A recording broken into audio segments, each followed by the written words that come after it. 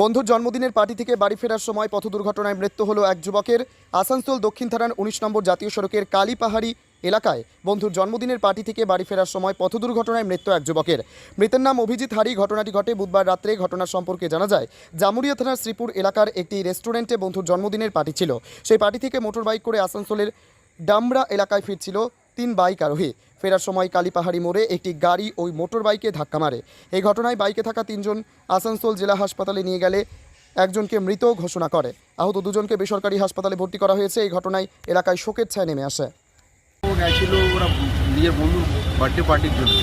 এই ফেরার সময় ও রাস্তা যখন ক্রসিং করছে কালীপাড়ি, তখন পেছন দিকে এরকম মাতাল মদ খেয়ে ফুল স্পিডে এসে পেছন দিকে মেরে দিয়েছে। সেটাকে একদম মানে সঙ্গে সঙ্গে স্পোর্ট হয়ে গেছে আমার। কী নাম? ছেলের অভিজিৎ হারি।